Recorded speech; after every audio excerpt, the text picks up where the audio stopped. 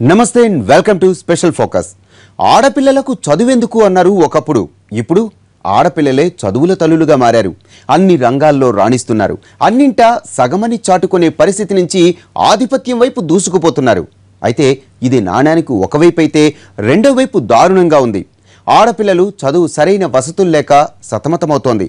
మరీ ముఖ్యంగా ప్రభుత్వ హాస్టళ్లలో అమ్మాయిల చదువు ఆభాసుపాలవుతోంది. కింద మీద పడుతోంది. అదసలు హాస్టలా కాదు, అష్ట కష్టాలన్న మాట గట్టిగా వినిపిస్తోంది. అలాంటి ఒక గర్ల్స్ హాస్టల్స్కు వెళ్దాం రండి. అక్కడి బాలికల వ్యతలేమిటో తెలుసుకుందాం. ఇది తూర్పుగోదావరి జిల్లా కాకినాడలోని ప్రభుత్వ బాలికల వసతి గృహం. ఇదిగో ఈమెను చూసారా? ముక్కు మూసుకుని స్కూల్లోకి వెళ్లాలా వద్దా అని తటపటాయిస్తోంది. గమనించారా? బయట ఉండేవాళ్ల పరిస్థితి ఇలా ఉంటే ఇక 24 గంటలు ఇక్కడే ఉండే ఆడపిల్లల పరిస్థితి ఏమిటి? ఇంతకీ ఈ పిల్లలు మురిక్కాలవ పక్కన మొహానికి ప్లేటు రడ్డం పెట్టుకుని కూర్చున్నారు. కారణం ఏమిటి?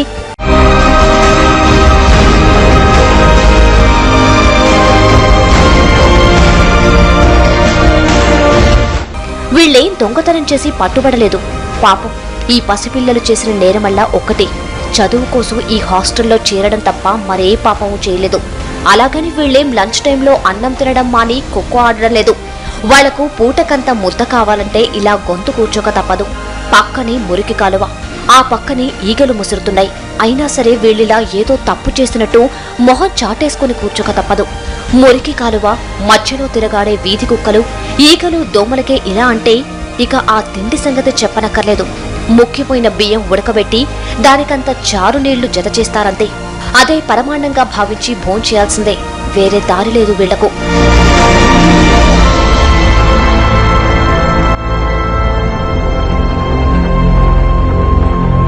వీళ్ళేమైనా ధనవంతుల పిల్లలా? బోర్డింగ్ స్కూల్లో చదవడానికి, డైనింగ్ హాల్లో బల్లల మీద తినడానికి కేవలం సామాన్యుల పిల్లలు కాబట్టి రోజువారీ తిండి కోసం ఇలా తిప్పలు పడక తప్పదు. తిండికే ఇన్ని తిప్పలైతే ఇక మిగిలిన సమస్యలు ఎలా ఉంటాయో పెద్దగా చెప్పనక్కర్లేదు. ఎందుకంటే వాళ్ళు పేద పిల్లలు. ప్రభుత్వం కల్పించిన హాస్టల్ వసతితో చదువుకోవడానికి ఇక్కడికి రావాల్సి వచ్చింది. అలా రావడం వల్ల వాళ్ళు పడుతున్న పాటలు అన్ని ఇన్ని కావు. అప్పటికి హాస్టళ్ల వసతి కోసం ప్రభుత్వం కోట్లు కుమ్మరిస్తూ ఉంటుంది. కానీ వాటిలో కనీసం 100 రూపాయలన్నా వీళ్ల నోటిదాకా వస్తున్నట్టే కనిపించదు. వసతుల మాట దేవుడెరుగు, చదువుకోవడానికి కనీసం కరెంటు, ఇతర సాధారణ సదుపాయాలుండవు.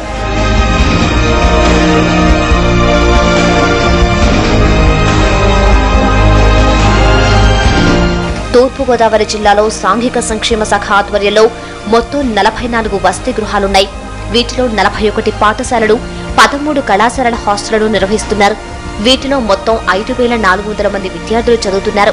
బీసీ సంక్షేమ శాఖ ఆధ్వర్యంలో 39 బాలికల వసతి గృహాలు నిర్వహిస్తున్నారు. ఇందులో 20 పాఠశాలలు, 19 కళాశాలల వసతి గృహాలు ఉన్నాయి. వీటిలో 4 గురుకుల బాలికల విద్యాలయాలున్నాయి. వీటిలో 4000 మంది బాలికలు చదువుతున్నారు. మగపిల్లలంటే ఎలాగోలా అడ్జస్ట్ చేసుకుంటారు. అభం శుభం ఎరుగని ఆడపిల్లలు, ముక్కుపచ్చలారని మొద్దుపిట్టలు. పాపం వీళ్ళ హాస్టల్లో పడుతున్న అవస్థలు చూస్తే ఎవరికైనా మతిపోక తప్పదు. అమ్మాయిలు బాత్రూమ్ లో స్నానం చేసినప్పుడు గట్రా బయట నుంచి ఎవరో మామూలుగా సెల్లో పొట్లు గట్రా తిస్తున్నారంట. అమ్మాయిలకి ఇప్పుడు యవనంగా ఉన్న పిల్లలు కూడా చాలా ఇబ్బందిగా ఉంటుంది. తర్వాత వాళ్ళు ఏమన్నా ఇక్కడ కంప్లైంట్ చేసినా కూడా వాళ్ళు మామూలుగా వదిలిసినట్టు ఉంటారు తప్ప ఎక్కువ యాక్షన్ ఏం తీసుకుంటలేదు. బాత్రూమ్స్ కానీ అక్కడ ఉన్న భోజనం వస్తుంది కానీ ఏం బాగుంటలేదు పిల్లలకి. ఎప్పుడన్నా ఒకసారి మేము లోపలికి వెళ్తాం మాత్రం మళ్ళీ వెళ్ళలేని పరిస్థితిలో ఉన్నాయి. మరి పిల్లలు డైలీ వాడు వాళ్ళు వాళ్ళండి. మేమంటే ఎప్పుడో ఒకసారి వచ్చేస్తూ ఉంటాం బయటికి. వాళ్ళైతే మాత్రం పొద్దున్న సాయంత్రం వెళ్ళి వాళ్ళు ఆ పిల్లలే కదండి. ఆ పిల్లలకి అసలు ఏం బాగుంటలేదు. లోపల మరుగుదొడ్లుంటాయి కానీ వాటికి తలుపులే ఉండవు. పాపం ఈ పసివాళ్లు వీటిని ఎలా వాడుతున్నారో కదా అని వాపోని వాళ్ళుండరంటే అతిశయోక్తి కాదు. ఈ హాస్టల్లో పరిశుభ్రత గురించి ఎంత తక్కువ మాట్లాడుకుంటే అంత మంచిది. ఈగలు ముసురుతుంటాయి, కుక్కలు తిరుగుతుంటాయి. ఇలా చెప్పుకుంటూ పోతే ఈ లిస్టుకు కొద ఉండదు. ప్రైవేట్ బిల్డింగ్స్ లో మరి విద్యార్థులకు సమతుల్యంగా బాత్రూమ్ టాయిలెట్స్ లేవనేది వాస్తవమే. అలాగే సెక్యూరిటీ మెజర్స్ కూడా మిగిలినవన్నీ కూడా లేకపోతున్నాయి అనేది వాస్తవమే. దానికి సంబంధించినంత వరకు మనకు ప్రభుత్వం నుంచి రిపేర్లకు సంబంధించి కూడా బడ్జెట్ ఏమి రాదు. ప్రైవేట్ బిల్డింగ్స్ కి ఉన్నంతలో హెచ్డబ్ల్యూఎస్ ని ఆ బాత్రూమ్స్ ఏమైనా బ్లాక్ అవి ఉంటే కనుక రిపేర్ చేయించుకొని వాడటం జరుగుతుంది. ఇక స్నానాలకు వచ్చేసరికి పిల్లలు కాబట్టి వాళ్ళు ఓపెన్ ప్లేస్ లో స్నానాలు చేయడం జరుగుతుంది. దారుణమైన విషయం ఏమిటంటే ఆడపిల్లలకు కనీస రక్షణ లేదు. ఆకతాయిల అల్లరి చేష్టలతో ఆ పసిమొక్కలు పడుతున్న అవస్థలు అన్నీ ఇన్ని కావు. గర్ల్స్ హాస్టల్ అంటే కట్టుదిట్టమైన భద్రతా ఏర్పాట్లుండాలి. భద్రత భూమంత భూతద్దం పెట్టినా కనిపించదు. ఎవరు పెడితే వాళ్ళు హాస్టల్లోనికి తొంగి చూస్తుంటే ఆ పిల్లలకు ఏం చెయ్యాలో పాలుపోని దుస్థితి.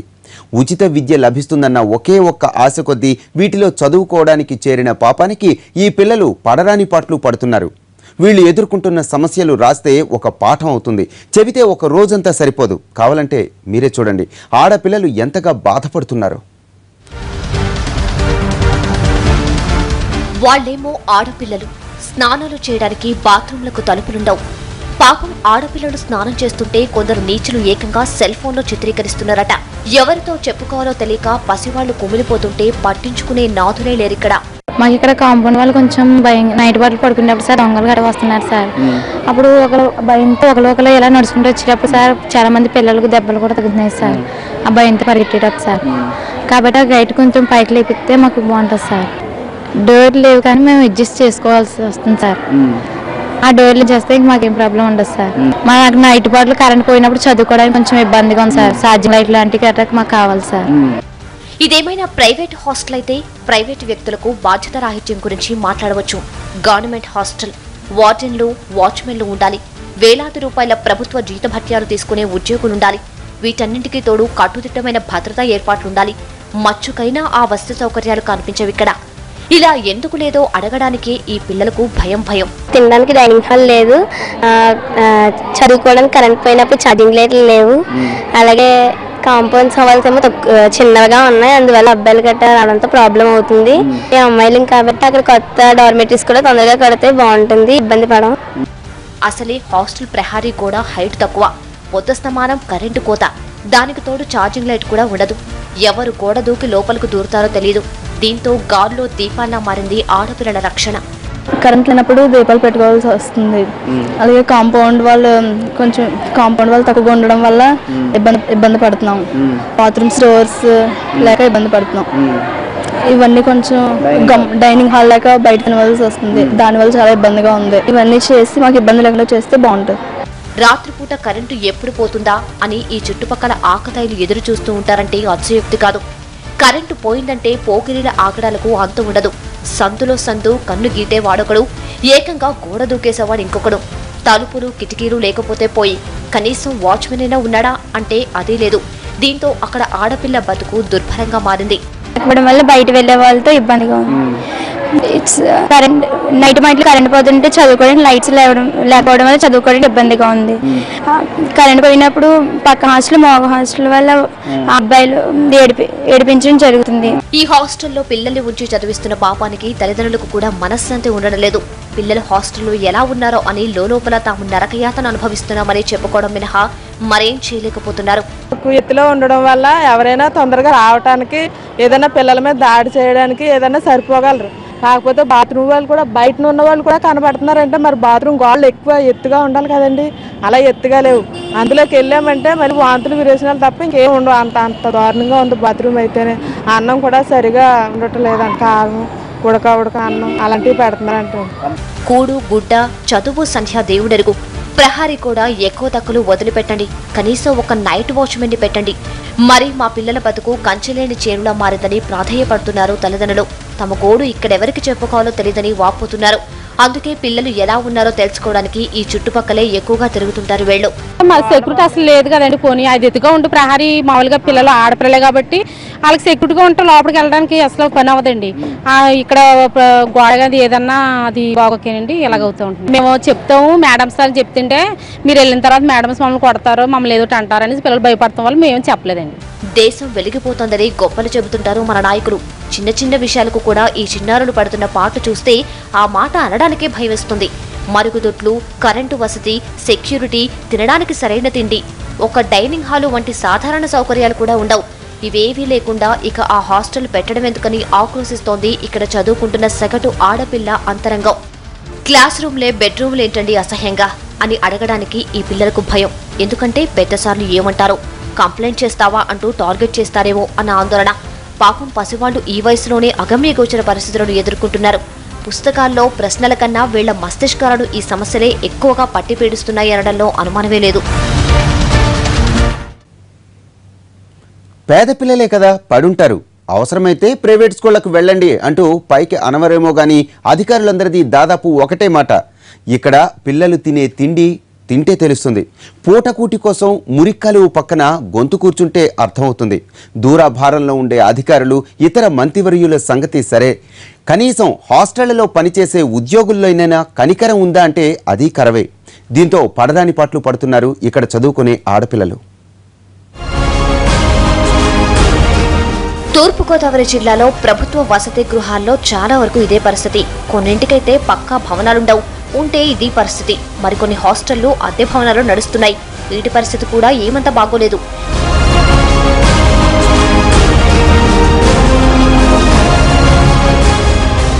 వంద మంది ఆడపిల్లలకు కనీసం ఒక అరడజనైన బాత్రూమ్ ఉండాలి. కానీ 2 బాత్రూంలే ఉంటే వీలున్నప్పుడు స్నానం చేయాల్సిందే తప్ప మరొక దారి లేదు. ఒకవైపు బాత్రూంలు కరువు, వీటికి తలుపులు అంతకన్నా ఉండవు. వీటిలో స్నానం చేయడానికి నానా అవస్థలు. దీంతో ఏ అర్ధరాత్రి ఎప్పుడుకో కాకిమునుక వేయాల్సి వస్తోంది ఆడపిల్లలు.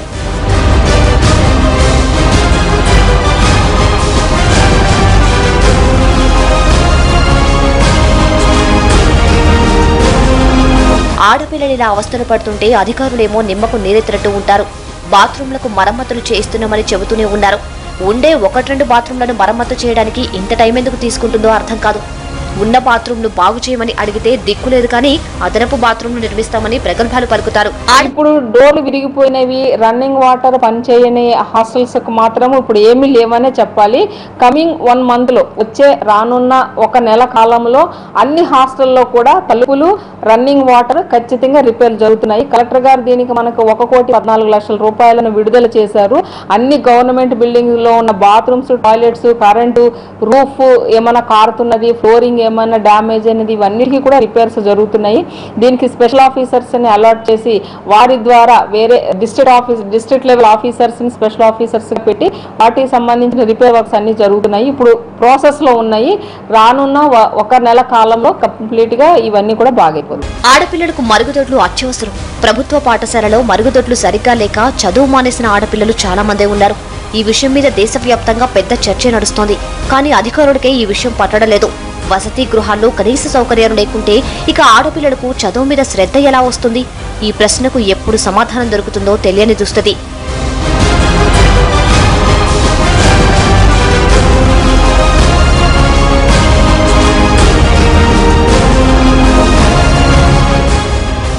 ఇది ఒక్క కాకినాడ గర్ల్స్ హాస్టల్ పిల్లల అవస్థ మాత్రమే కాదు.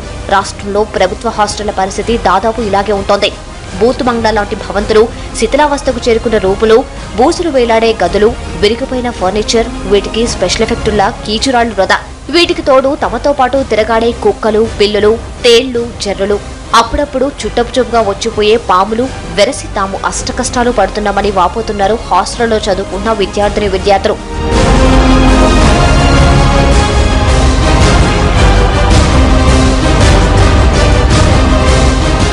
ఇవన్నీ ఒక ఎత్తైతే తమ తిండి మరింత అధ్వానంగా ఉంటుందని వాపోతున్నారు. ఈ తిండి తినడం వల్ల తరచూ అనారోగ్యం పాలవుతున్నామని ఆవేదన వ్యక్తం చేస్తున్నారు. ప్రభుత్వ పారదర్శకత ఎంత మాత్రమో తెలియాలంటే తమ కోసం తయారు చేసిన చారులో గరిట పెడితే సరిపోతుందని అంటున్నారు. చారులో అన్ని నీళ్లు కావడంతో గరిట అడుగంట కనిపిస్తోంది. దీన్ని బట్టి తమ దీన స్థితి అర్థం చేసుకోవాలని మొరపెట్టుకుంటున్నారు. తమ వెతలను విధవిధాలుగా వర్ణించుకుని కాలం వెళ్లదీస్తున్నారు. ఒక్క మాటలో చెప్పాలి అంటే తాముంటున్నది మురికి కూపాలు కాదు, నరక కూపాల్లో బతుకుతున్నాం. ఇకనైనా మా బాధలను అర్థం చేసుకోండని వేడుకుంటున్నారు.